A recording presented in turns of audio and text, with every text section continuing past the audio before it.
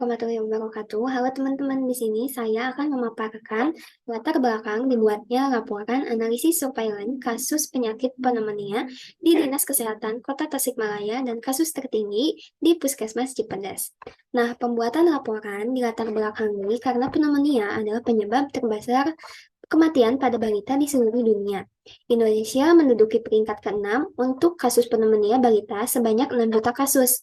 Diperkirakan sekitar separuh dari total kematian pada anak yang menderita pneumonia balita di dunia disebabkan oleh bakteri pneumococcus. Nah, di Indonesia pneumonia balita masih merupakan masalah besar. Pada tahun 2017, terdapat 568.146 kasus. Dan pada tahun 2018 sebesar 505.331 kasus. Wah, sangat banyak sekali bukan? Provinsi Jawa Barat merupakan provinsi terbanyak penemuan pneumonia kasus pneumonia balita yang diikuti oleh Provinsi Jawa Timur, Jawa Tengah, DKI Jakarta, dan Banten. 5 kabupaten atau kota yang mempunyai insiden dan prevalensi pneumonia tertinggi untuk semua umur adalah Kota Tasikmalaya, Kabupaten Sumedang, Kabupaten Tasikmalaya, Kabupaten Bandung Barat, dan Kabupaten Purwakarta. Kasus pneumonia balita terbanyak menurut Profil Kesehatan Jawa Barat pada tahun 2016. Angka kasus pneumonia balita di Kota Tasikmalaya pada tahun 2016 sebanyak 2.478 kasus. Pada tahun 2017 sebanyak 1.935 kasus dan terdapat kasus 2 balita meninggal akibat pneumonia, serta pada tahun 2018 turun menjadi 1.530 kasus, namun tetap ditemukan kasus kematian bayi sekitar 2 orang. Unit Pelaksanaan Teknis Dinas atau UPTD Puskesmas Cipedes merupakan salah satu puskesmas yang berada di Kota Tasikmalaya. Puskesmas tersebut merupakan puskesmas dengan penemuan pneumonia kasus tertinggi di Kota Tasikmalaya selama 2 tahun berturut-turut, mulai dari tahun 2021 hingga 2022. Dengan banyaknya kasus sebesar 81 balita, wilayah kerja Puskesmas Cipedes meliputi 1 kelurahan. Berdasarkan uraian tersebut, maka kelompok kami tertarik untuk mengambil laporan dengan judul Analisis Surveillance Kasus Penyakit Pneumonia di Dinas Kesehatan Kota Tasikmalaya dan kasus tertinggi di Puskesmas Cipedes. Adapun rumusan masalah tersebut adalah berdasarkan latar belakang yang kita telah uraikan tadi, maka dapat diambil satu rumusan masalah yaitu bagaimana sih gambaran mengenai jumlah penderita penyakit pneumonia di Kota Tasikmalaya pada tahun 2021 hingga tahun 2022 dan juga gambaran di Puskesmas Cipedes. Adapun nih tujuan khusus dan tujuan umumnya. Tujuan umumnya yaitu dengan dilakukannya penelitian ini untuk mengetahui distribusi frekuensi kasus penyakit pneumonia di Dinas Kesehatan Kota Tasikmalaya. Dan tujuan khususnya yaitu mengetahui distribusi frekuensi kasus pneumonia di Kota Tasikmalaya pada tahun 2021 dan 2022 berdasarkan jenis kelamin, berdasarkan usia, berdasarkan gejala atau ringan. Kemudian mengetahui proses pengumpulan dan kasus pneumonia di setiap puskesmas, dan terakhir mengetahui alur pelaporan kasus pneumonia. Nah, adapun manfaat penelitian dibuatnya laporan ini yaitu ada 2. Yang pertama, untuk mengetahui gambaran surveillance penyakit pneumonia berdasarkan informasi dari Dinas Kesehatan Kota Tasikmalaya, dan untuk mengetahui gambaran surveillance penyakit pneumonia di Puskesmas Cipedes Kota Tasikmalaya, serta sebagai bahan informasi untuk kepentingan pendidikan. Sebelumnya, yuk kita mengenal tentang surveillance dan pneumonia dulu. Perlu teman-teman ketahui, surveillance itu menurut Depkes 2003, surveillance epidemiologi adalah suatu rangkaian proses pengamatan yang terus-menerus, sistematik, dan berkesinambungan dalam pengumpulan data, analisis dan interpretasi data kesehatan dalam upaya untuk menguraikan dan memantau suatu peristiwa kesehatan agar dapat dilakukan penanggulangan yang efektif dan efisien terhadap masalah kesehatan masyarakat tersebut. Lalu adapun jenis-jenis surveillance menurut intervensi ke masyarakat, surveillance kesehatan masyarakat dibagi menjadi 2. Yang pertama, aktif surveillance atau surveillance aktif, yaitu pemerintah melalui petugas kesehatan secara aktif mengumpulkan data kejadian kesehatan di masyarakat atau komunitas dan Dan yang kedua ada pasif surveillance atau surveillance pasif, yaitu pemerintah melalui Biro Kesehatan atau Dinas Kesehatan menerima laporan penyakit secara reguler dari pelayanan kesehatan sesuai dengan aturan yang berlaku. Lalu adapun tujuan surveillance secara umum, tujuan surveillance adalah mendapatkan informasi epidemiologi penyakit tertentu dan mendistribusikannya kepada pihak terkait, pusat-pusat kajian, pusat-pusat penelitian, serta unit lainnya. Lalu adapun penyakit pneumonia. Secara klinis, pneumonia didefinisikan sebagai suatu peradangan parenkim paru distal dari bronchiolus terminalis yang mencakup bronchiolus respiratorius dan alveoli serta menimbulkan konsolidasi jaringan paru dan gangguan pertukaran gas setempat.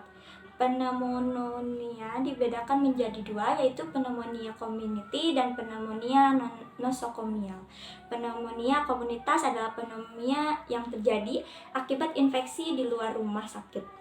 Sedangkan pneumonia nosokomial adalah pneumonia yang terjadi lebih dari 48 jam atau lebih setelah dirawat di rumah sakit. Baik, sekian. Nah, gimana nih? Udah pada paham belum mengenai surveillance? Biar kalian lebih paham lagi, saya akan menjelaskan hasil kegiatan surveillance kami dengan judul analisis surveillance kasus penyakit pneumonia di Dinas Kesehatan Kota Tasikmalaya. Surveillance pneumonia adalah proses pemantauan secara berkala terhadap penyakit pneumonia dan peningkatan resiko pneumonia. Bisa kalian lihat grafik pada kasus pneumonia tahun 2021 dan 2022 berdasarkan jenis kelamin. Nah, kasus pneumonia tahun 2021 ini berdasarkan jenis kelamin, maka laki-laki memiliki jumlah tertinggi dengan persentase 53,32% atau 561 orang, sedangkan perempuan 46,67% atau 491 orang. Pada tahun 2022, laki-laki masih memiliki jumlah tertinggi dengan persentase 53,55% atau 806 orang dan perempuan 46,44% atau 699 orang. Jenis kelamin laki-laki diduga sebagai faktor resiko yang meningkatkan kejadian pneumonia. Seperti yang dikatakan Weber dan Handi 2010 menyatakan bahwa proporsi penyakit sistem pernapasan sebesar 16,3% pada laki-laki dan perempuan 15,7%. Selanjutnya bisa kalian lihat grafik kasus pneumonia berdasarkan umur. Kasus tertingginya yaitu pada kategori umur lebih dari 1 tahun tetapi kurang dari 5 tahun sebanyak 701 orang.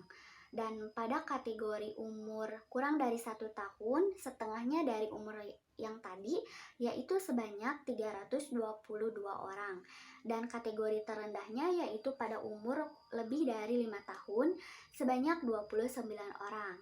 Dan pada tahun 2022 ini juga sama, kategori umur lebih dari 1 tahun tapi kurang dari 5 tahun memiliki kasus tertinggi yaitu sebanyak 937 orang dan umur kurang dari 1 tahun sebanyak 430 orang dan terendahnya masih pada umur lebih dari 5 tahun sebanyak 138 orang. Hasil surveillance tersebut menyatakan bahwa anak-anak lebih banyak yang menderita penyakit tersebut dibandingkan dengan orang dewasa. Sama seperti halnya yang dijelaskan menurut Hidayat pada tahun 2006 bahwa pneumonia adalah keradangan pada paru-paru yang terjadi pada masa anak-anak dan sering terjadi pada masa bayi laki-laki dan juga pada perempuan. Nah, yang selanjutnya yaitu pada grafik pneumonia 2021 dan 2022 berdasarkan jenis pneumonianya. Nah, pada tahun 2021 ini, jenis pneumonia dengan kasus ringan memiliki jumlah tertinggi dengan persentase 98% atau 999 orang. Sedangkan pneumonia jenis berat ini terdapat jumlah persentase 2% saja. Dan pada tahun 2022 juga sama, jenis pneumonia yang ringan memiliki tertinggi dengan persentase yang sama 98% dan kasus pneumonia berat ini sama 2% atau 26 orang. Banyaknya kasus pneumonia ringan ini disebabkan karena infeksi virus, bakteri, dan jamur. Biasanya pengidap penyakit ini banyak terdapat di kalangan balita dan anak-anak juga, seperti batuk, demam, asma, dan gangguan pernapasan lainnya. Selanjutnya, kalian bisa lihat grafik pada tahun 2021 dan 2022 berdasarkan jumlah penderita penyakit di tiap puskesmasnya. Bisa kalian lihat ya. Wah, ternyata yang paling banyak penderita kasus pneumonia ini yaitu di Puskesmas Cipedes dengan jumlah kasus pneumonia sebanyak 98 orang. Nah, selanjutnya kami melakukan surveillance ke puskesmas tersebut dan kami mendapatkan data-data mengenai keluhan-keluhan yang dirasakan oleh pasien yang datang ke puskesmas tersebut. Di antaranya seperti sesak napas, batuk, demam, mual, muntah, serta napas yang sangat pendek. Badan juga mulai lelah, bahkan pasien sering mengeluh merasakan sakit di dada karena sasak gitu. Selanjutnya kami mendapatkan data formulir-formulir yang digunakan di puskesmas tersebut untuk pelaporan kasus pneumonia. Ada 3, yang pertama yaitu buku register pelayanan, yang kedua yaitu formulir tata laksana balita sakit umur 2 bulan sampai 5 tahun. Dan yang terakhir yaitu formulir laporan bulanan data rutin ISPA Puskesmas Cipedes. Dan data yang terakhir yang kami peroleh yaitu mengenai tentang informasi alur pelaporan. Nah, alur pelaporan kasus pneumonia ini yang pertama yaitu data-data didapatkan dari kelurahan-kelurahan, yaitu dari seorang pasien yang datang atau berobat langsung ke puskesmas tersebut. Nah, data-data tersebut berisikan nama pasien, alamat, nik, jenis kelamin, dan lain-lain. Nah, di dalam alamat tersebut terdapat kolom kelurahan, misalnya Kelurahan Kahuripan. Nah, selanjutnya ada pun dari luar wilayah, misalkan dokter atau bidan yang buka praktik sendiri. Nah, ada juga dari posyandu ke kelurahan puskesmas masing-masing data tersebut didapatkan. Tapi baik itu dari pihak sendiri memberikan data langsung ke Dinkes ataupun dari pihak Dinkes datang langsung ke tempat posyandu tersebut. Nah, selanjutnya kemudian nanti akan dikelola oleh pengelola program di tempat tersebut dengan mengelompokkan menurut klasifikasinya.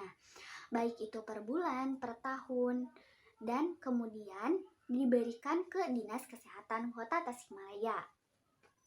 Alur dari puskesmas tersebut memberikan format dari Dinas Kesehatan yang telah diberikan nanti diisi dan diberikan lagi ke Dinas Kesehatan. Dan di puskesmas itu sendiri ada seorang kader yang mengelola dan bertanggung jawab terhadap laporan tersebut. Data tersebut yang nantinya akan dikirim ke Dinas Kesehatan. Kemudian Dinas Kesehatan memasukkan ke dalam kategori data per bulannya. Nanti tiap bulan pihak Dinas Kesehatan melaporkan ke provinsi dan selanjutnya oleh provinsi akan dilaporkan ke Kemenkes. Itu adalah hasil kegiatan surveillance yang kami lakukan. Gimana, udah pada paham belum? Biar kalian lebih paham lagi, nanti ada kesimpulan yang akan disampaikan oleh teman saya yaitu Pratama. Dapat disimpulkan, hasil kegiatan surveillance di Dinas Kesehatan Kota Tasikmalaya pada tahun 2021 sampai 2022 dapat disimpulkan bahwa kasus pneumonia tertinggi di Kota Tasikmalaya berdasarkan jenis kelamin ditemukan pada jenis kelamin laki-laki dengan jumlah 806 orang. Kasus pneumonia tertinggi di Kota Tasikmalaya berdasarkan umur ditemukan pada kisaran umur 1 sampai 5 tahun dengan jumlah 937 orang. Kasus pneumonia tertinggi di Kota Tasikmalaya berdasarkan pneumonia yang ringan dan berat ditemukan pada jenis pneumonia ringan dengan jumlah 1.342 orang. Yang kedua, gambaran kasus pneumonia yang ada di Puskesmas Kota Tasikmalaya selama 2 tahun terakhir yaitu 2021 sampai dengan tahun 2022 disajikan dalam bentuk grafik distribusi frekuensi kasus berdasarkan kasus pneumonia yang ada di Puskesmas Kota Tasikmalaya dengan kasus pneumonia tertinggi ada pada tahun 2022 yaitu di Puskesmas Cipedes dengan jumlah 98 orang penderita. Yang ketiga, penyakit pneumonia di Puskesmas Cipedes sebanyak 98 orang. Keluhan yang dirasakan pasien pada saat berobat rata-rata mengalami demam tinggi dan sesak napas. Formulir yang digunakan di Puskesmas Cipedes untuk pelaporan kasus pneumonia ke Dinas Kesehatan Kota Tasikmalaya diantaranya ada buku register pelayanan, formulir tata laksana balita sakit umur 2 bulan sampai 5 tahun, dan formulir laporan bulanan data rutin ISPA Puskesmas Cipedes. Yang keempat, alur pelaporan surveillance kasus pneumonia di Puskesmas Cipedes meliputi pengumpulan data, pengolahan dan penyajian data, analisis data, dan ketepatan dan kelengkapan laporan serta penyebarluasan informasi. Lalu untuk sarannya sendiri, diharapkan pihak Puskesmas melakukan peningkatan program penyuluhan tentang penyakit pneumonia dan gizi kurang kepada ibu atau orang tua agar mereka memberanikan diri untuk datang ke Puskesmas sehingga peningkatan penemuan kasus pneumonia dan mengurangi masalah balita yang memiliki gizi kurang dan gizi buruk. Diharapkan setiap masyarakat dapat memahami dan menerapkan upaya pencegahan dan pengendalian penyakit pneumonia dengan cara menerapkan pola hidup sehat untuk menguatkan daya tahan tubuh, menjaga higienitas dengan rajin mencuci tangan, tidak merokok, mengkonsumsi vitamin, serta mendapatkan vaksinisasi. Baik, sekian yang dapat teman-teman saya sampaikan. Wassalamualaikum warahmatullahi wabarakatuh.